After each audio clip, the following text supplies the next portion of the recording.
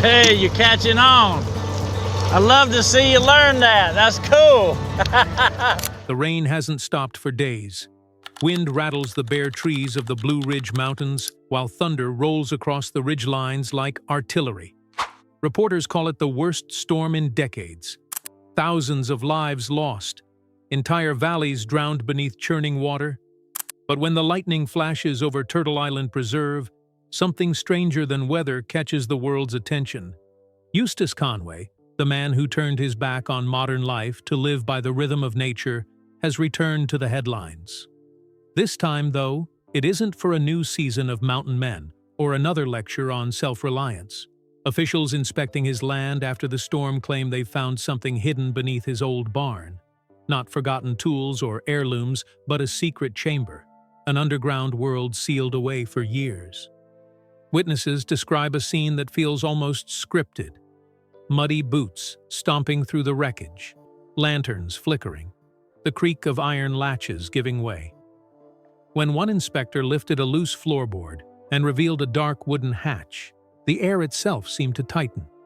The men leaned over the opening, flashlights trembling in their hands. They say it smelled of pine oil and chemicals. One man muttered that it felt like the mountain was breathing. By the time Eustace arrived, the barn had already changed from a quiet relic to an active investigation site. He didn't shout or panic. He simply looked at the officers and whispered, almost with regret, "You weren't supposed to find this yet." What followed would unravel one of the strangest mysteries the Appalachian wilderness has ever kept. For decades, the barn stood like a monument to simplicity. Hand-hewn logs, sun-bleached boards, and a roof patched with tin and faith. Visitors thought it was where the mountain man kept his tools, maybe a few sacks of grain.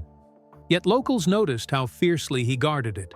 He would let strangers wander the preserve, teach them to chop wood or tan hides, but never cross that threshold. They used to joke about it in Boone's Diner, saying the barn must have gold buried beneath it. But Eustace never laughed along. When someone mentioned the rumor to him once, he looked up from his coffee and said softly, "Some things don't belong to the curious." That line became a whisper that outlived the man himself. After the storm, county safety inspectors came to assess damage. The roof sagged, and the ground around the posts had begun to sink. They knocked, called his name, and waited. No answer. When their calls went unanswered for hours, they decided to act. The lock resisted until a crowbar tore it free, the clang echoing across the hollow. Inside, dust hung thick as smoke. Shelves bowed under the weight of sealed crates, their lids coated with wax. The smell was a strange mix of cedar, oil, and something faintly sterile, like a place prepared for surgery, not farming. Then one inspector's boot caught a floorboard that sounded hollow. He knelt, pried it up, and stared into a darkness that swallowed the flashlight beam. The hatch led to a narrow staircase descending into the ground. Each step moaned beneath their weight. At the bottom waited a small room lined with glass jars, rusted tools, and leather-bound books wrapped in string. One man whispered that it looked more like a laboratory than a workshop. When they called for backup, no one laughed. They only waited in silence for the sound of sirens coming down the mountain. Even now, years later, one of those men still swears he heard something breathing below before they went down, like a slow inhale that matched the rhythm of the storm above. He's never gone back. When the investigators finally entered the hidden chamber, their lights revealed order amid decay. Rows of jars filled the shelves, preserved organs, animal parts, feathers suspended in amber fluid. Some of the specimens glowed faintly under the light, emitting an eerie green shimmer. On a central table lay notebooks labeled Cycle Study, Reversion Data, and Project Living Legacy. Every letter was penned in Eustace Conway's unmistakable handwriting. The deeper they searched, the less it resembled the life of a hermit. There were microscopes fashioned from salvaged glass, scalpels honed by hand, syringes arranged with surgical precision. Even the crates bore markings that didn't belong on private property, stencils of the U.S. Forestry Service and serial numbers beginning with FEDBIO. When one was opened, reels of film tumbled out, labeled with phrases like Cycle 19, Observations of Conscious Adaptation. Authorities refused to release the footage, but an anonymous source later hinted that the images shouldn't exist. The journals sketched comparisons between human and animal nervous systems, theories about endurance, starvation, and transformation. It looked like the notes of a scientist studying how the body adapts when civilization falls away. In one corner, an old chest contained bones. Some animal, a few unmistakably human. Whether they were archaeological finds or something newer, no one could tell. When the officers confronted Eustace, he neither confirmed nor denied anything. He only said, "They're not ready to see what I've seen," before turning his back on the flashing cameras. Later, the footage was said to show not experiments, but movements. Time-lapse reels of decaying creatures regenerating skin in reverse, as though filmed backward. Experts called it a visual trick, yet the timestamp proved it wasn't. The mystery deepened when they discovered fingerprints on the glass of some jars, prints that did not match Eustace or anyone known. By dawn, Turtle Island had become a construction of yellow tape and floodlights. Reporters lined the muddy road, helicopters circled overhead, and deputies guarded every path leading to the preserve. The peace Eustace had cultivated for 40 years was gone in a single night. Inside the barn, catalog teams labeled every artifact: jars, journals, reels of film, fragments of bone. The inventory filled pages, yet no category on their forms could contain what they were looking at. It was half science, half superstition, and entirely beyond explanation. When a journalist shouted, asking if the materials were his, Eustace finally spoke. His voice was calm, almost tender. "The earth hides truths we refuse to see," he said. "I only preserved them." Then he walked away. The statement spread faster than any official update. To some, he sounded enlightened. To others, dangerously delusional. In the chaos that followed, no one noticed that the man himself had quietly vanished into the forest. The investigation deepened over weeks. Specialists from Raleigh and Washington arrived in black SUVs, bringing scanners, sealed cases, and clipboards stamped with federal insignias that local deputies didn't recognize. A no-fly zone was declared over the preserve for safety reasons. Rumors spread that the team had uncovered something magnetic, machines that malfunctioned near the site, drones losing signal over the barn. Neighbors were questioned, but none had seen him leave. One ranger claimed Eustace had been sighted near the river the night after the discovery, carrying a single lantern. When they reached the spot, they found his footprints leading into the water and none coming out. To understand what could drive a man like Eustace Conway to hide a secret world beneath his land, investigators began to dig into his past. He was born in 1961 in South Carolina, raised in an academic home where knowledge was sacred and emotion an afterthought. His mother taught literature. His father, a rigid intellectual, demanded discipline and perfection. Eustace rebelled not with anger, but with curiosity. As a boy, he dissected frogs to understand how life worked. While other kids watched television, he mapped the flight of birds in his backyard. By the time he reached college, his fascination with the natural world had become obsession. At Appalachian State, he studied environmental studies and anthropology, often questioning whether progress itself was a form of decay. In one essay he wrote, "Civilization is the experiment. Nature is the control." After graduation, he vanished into the wild, spending winters in caves and summers tracing the Appalachian Trail on horseback. Friends who joined him recalled that he treated hardship as data.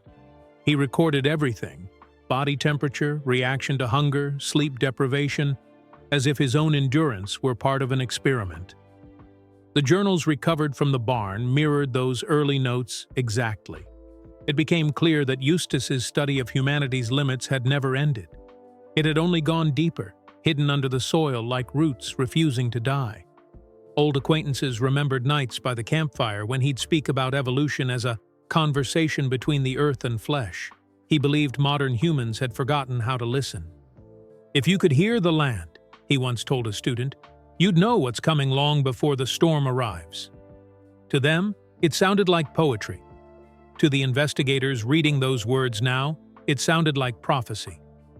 They discovered correspondence between Eustace and a defunct research division at the U.S. Geological Survey. The letters referenced biological field readings and anomalous regenerative materials. None of the officials listed in those letters could be found today. When investigators revisited the barn days later, they discovered something even more unsettling. Behind a mismatched wooden panel was a small, sealed chamber.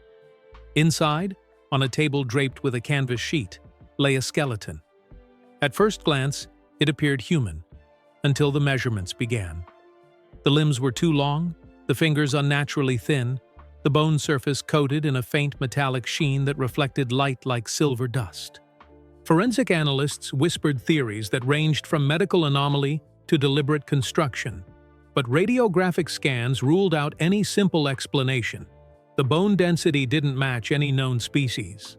Alongside the remains was a journal entry dated October 2020, found at the creek bed near the ridge, movement before stillness, structure beyond human pattern.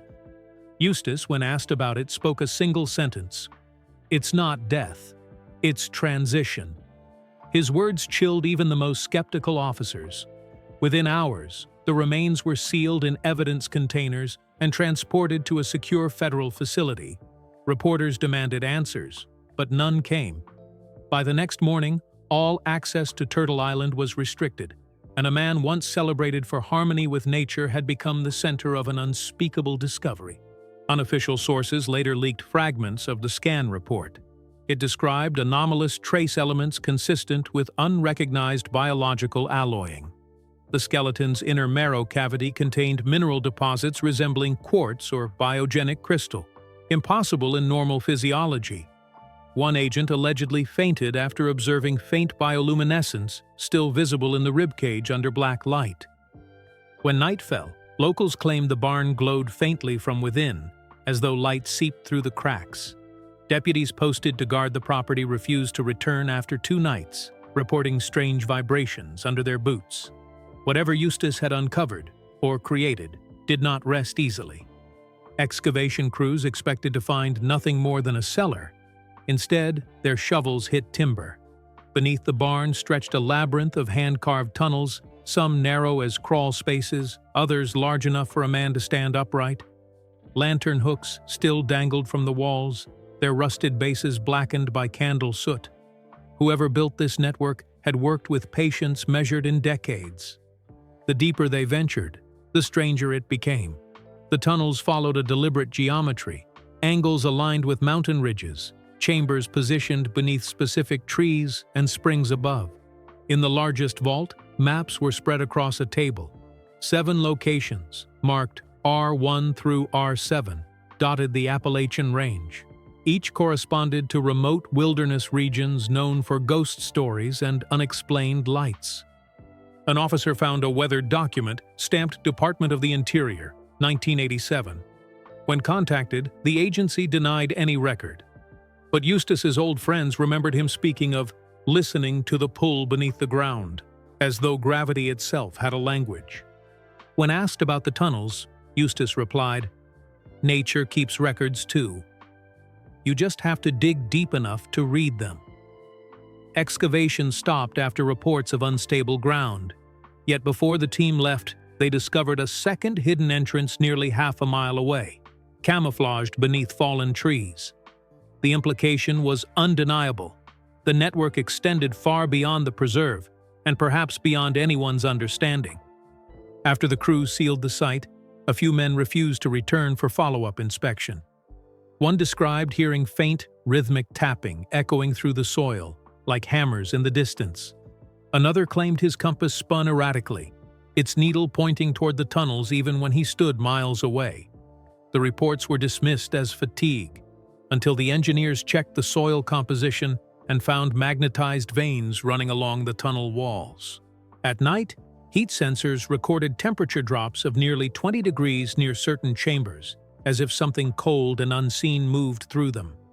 When specialists lowered a probe camera into one uncharted passage, the feed cut to static halfway down.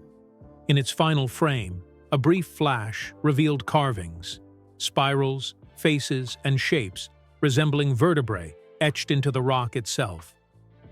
Experts still argue whether they were symbols or anatomy. No one was brave enough to go back and find out. Weeks later, as agents sorted through confiscated evidence, they found a small metal box sealed with wax. Inside lay a single leather-bound journal. The first line read, "If they find this, the cycle is already repeating." The handwriting grew frantic toward the end, looping and slanted. Eustace described unearthing remains near the riverbank that glowed faintly in the dark, a residue of light that clung to his hands for hours. He called it living dust. He wrote that the bones belonged to a lineage that predated humanity, neither beast nor man, but something between, guardians of equilibrium who vanished when mankind stopped listening.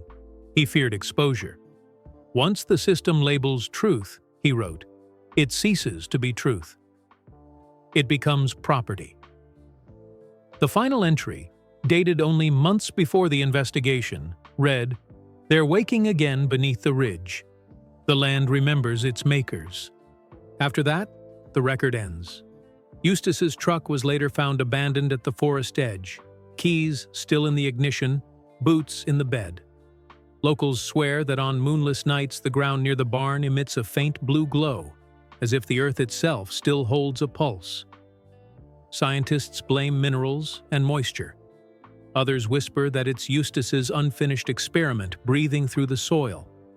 Some pages near the back were charred, suggesting Eustace had tried to destroy them.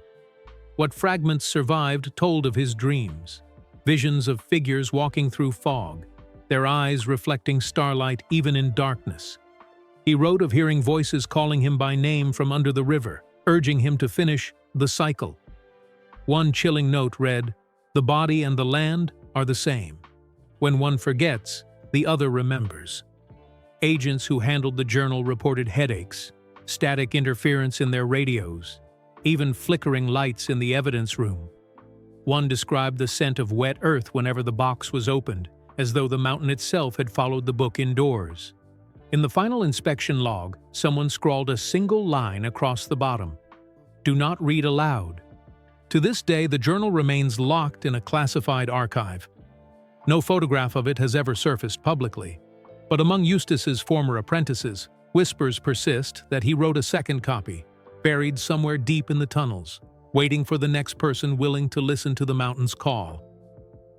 When the Conway family finally spoke publicly, their words reshaped the entire mystery. They described a man consumed by the wilderness he loved, someone who no longer distinguished between the forest and himself. His sister remembered visiting Turtle Island years earlier and finding him barefoot in a stream at midnight, whispering to the current as if it were alive.